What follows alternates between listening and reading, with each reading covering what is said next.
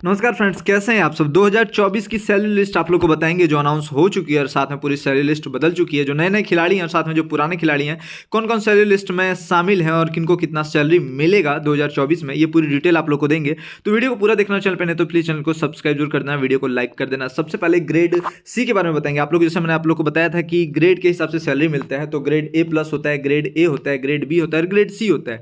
तो ग्रेड के हिसाब से सैलरी मिलता है। तो सबसे पहले ग्रेड सी के बारे में बात करेंगे। और ग्रेड सी में सबसे पहले जो नाम आते हैं वो आते हैं सरिकर भरत। ये जो बीसीसीआई के सैलरी लिस्ट में ये शामिल है और सरिकर भरत जो है ग्रेड सी में आते हैं। सरिकर भरत की जो सैलरी है 1 करोड़ है, वो भी एनुअल सैलरी है, सालाना सैलरी। 1 साल की जो सैलरी वो सरिकर भरत को 1 करोड़ रुपए मिलता है। यानी बीसीसीआई 1 साल में जो है सरिकर भरत को 1 करोड़ देगी। और साथ में वहीं ग्रेड सी में आते हैं अर्शदीप सिंह, और अर्शदीप सिंह की भी जो सैलरी है वो 1 करोड़ है। और साथ में संजू सैमसन भी आते हैं ग्रेड सी में, और संजू सैमसन की भी जो सैलरी है वो 1 करोड़ है, क्योंकि ग्रेड सी का जो सैलरी वो 1 करोड़। फिर वाशिंगटन सुंदर भी ग्रेड सी में आते हैं, इनकी भी सैलरी 1 करोड़ है। उसके बाद कुलदीप यादव भी ग्रेड सी में आते हैं, कुलदीप यादव की भी जो सैलरी है वो 1 करोड़ है। उसके बाद आते हैं युजवेंद्र चहल, युजवेंद्र चहल की भी जो सैलरी है वो 1 करोड़ है, ये भी सैलरी लिस्ट में शामिल है। उसके बाद आते हैं दीपक हुड्डा, दीपक हुड्डा भी सैलरी लिस्ट में शामिल है और दीपक हुड्डा को भी 1 करोड़ रुपए मिलता है 1 साल का क्रिकेट खेलने का। साथ में ईशान किशन भी ग्रेड सी में है और ईशान किशन को भी 1 करोड़ मिलता है क्रिकेट खेलने का। साथ में सरदू ठाकुर भी ग्रेड सी में है और ग्रेड सी की जो सैलरी है वो 1 करोड़ है, तो सरदू ठाकुर की भी सैलरी 1 करोड़ है।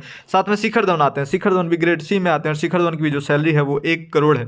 उसके बाद आते हैं उमेश यादव, और उमेश यादव भी जो है वो ग्रेड सी में है, तो उमेश यादव को भी 1 करोड़ मिलता है 1 साल का।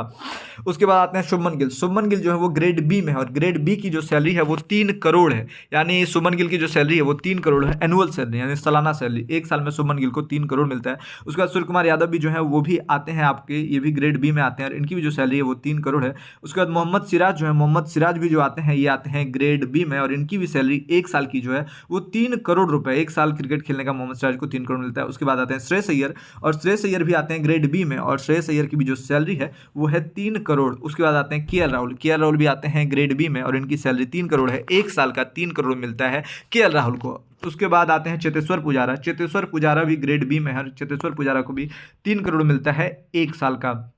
उसके बाद आते हैं अक्षर पटेल, अक्षर पटेल ग्रेड ए में है और ग्रेड ए की जो सैलरी है वो 5 करोड़ है। यानी 5 करोड़ रुपए अक्षर पटेल को मिलता है 1 साल में, यानी 1 साल में 5 करोड़ बीसीसीआई की तरफ से मिलता है। और साथ में आते हैं ऋषभ पंत, ऋषभ पंत जो है, ऋषभ पंत भी आते हैं ग्रेड ए में। वैसे ऋषभ पंत को काफ़ी समय तक अनअवेलेबल रहे, लेकिन इनकी जो ग्रेड है वो ग्रेड ए में ही इनको रखा गया, क्योंकि काफ़ी ज़्यादा बीसीसीआई ने हेल्प करा ऋषभ पंत की। और ऋषभ पंत ग्रेड ए में आते हैं, ग्रेड ए की जो सैलरी है वो 5 करोड़ है। उसके बाद आते हैं मोहम्मद शमी, मोहम्मद शमी भी आते हैं ग्रेड ए में और मोहम्मद शमी की भी जो सैलरी है वो 5 करोड़ है। उसके बाद आते हैं रविचंद्र अश्विन, रविचंद्र अश्विन जो है ये भी आते हैं ग्रेड ए में और ग्रेड ए की जो सैलरी वो 5 करोड़, यानी 1 साल का रविचंद्र अश्विन को मिलता है। 1 साल का रविचंद्र अश्विन को 5 करोड़ रुपए मिलता है। उसके बाद आते हैं हार्दिक पांड्या, हार्दिक पांड्या की जो सैलरी है, हार्दिक पांड्या की जो सैलरी वो 5 करोड़ है 1 साल का, क्योंकि हार्दिक पांड्या भी ग्रेड ए में आते हैं। उसके बाद ग्रेड आता है A+, A+ की जो सैलरी है वो 7 करोड़ है, एनुअल जो सैलरी है वो 7 करोड़ है। तो रविंद्र जडेजा जो है वो A+ में आ चुके हैं। पहले रविंद्र जडेजा है वो ग्रेड बी में थे और उसके बाद इन्होंने काफ़ी अच्छा परफॉर्मेंस किया था। उसके बाद इन्होंने बीसीसीआई से मांग किया कि आखिरकार मेरे ग्रेड को क्यों नहीं बढ़ाया जा रहा है। उसके बाद रविंद्र जडेजा को ग्रेड A+ में डाला गया, क्योंकि काफ़ी शानदार भूमिका निभा रहे थे रविंद्र जडेजा। और रविंद्र जडेजा की जो 1 साल की सैलरी है वो 7 करोड़ रुपए है। उसके बाद आते हैं जसप्रीत बुमराह, जसप्रीत बुमराह भी ग्रेड A+ में है और A+ की सैलरी जो है वो 7 करोड़ है, तो जसप्रीत बुमराह को भी 7 करोड़ मिलता है। उसके बाद आते हैं विराट कोहली, विराट कोहली भी जो है ये आते हैं ग्रेड A+ में, विराट कोहली की जो सैलरी है वो 7 करोड़ रुपए। उसके बाद जो इंडियन टीम के जो अभी कप्तान है रोहित शर्मा, इनकी भी जो सैलरी है वो है 7 करोड़ सालाना इनकी, यानी 1 साल की जो सैलरी है 7 करोड़ रुपए इनको मिलती है। और ये भी जो है रोहित शर्मा भी जो है वो आते हैं ग्रेड A+ में। उसके बाद चलिए आप लोगों को कुछ नए खिलाड़ी के बारे में बताते हैं जो सैलरी लिस्ट में शामिल नहीं है। बीसीसीआई इन सारे प्लेयरों को 1 साल में सैलरी देती है और जो प्लेयर सैलरी लिस्ट में शामिल नहीं है, जैसे कि ऋतुराज गायकवाड़ हो गए और साथ में रिंकू सिंह हो गए, यशस्वी जायसवाल हो गए, तिलक वर्मा हो गए, तो इन खिलाड़ियों को कितना पैसा मिलता है। देखिए इन प्लेयरों को मैच के हिसाब से पैसा मिलता है। जैसे अगर ये टेस्ट मैच खेलेंगे तो टेस्ट मैच में इनको 15 लाख रुपए मिलेगा। अगर प्लेइंग 11 में शामिल है तो 15 लाख रुपए मिलेगा, स्क्वाड में शामिल है तो आधा मिलेगा।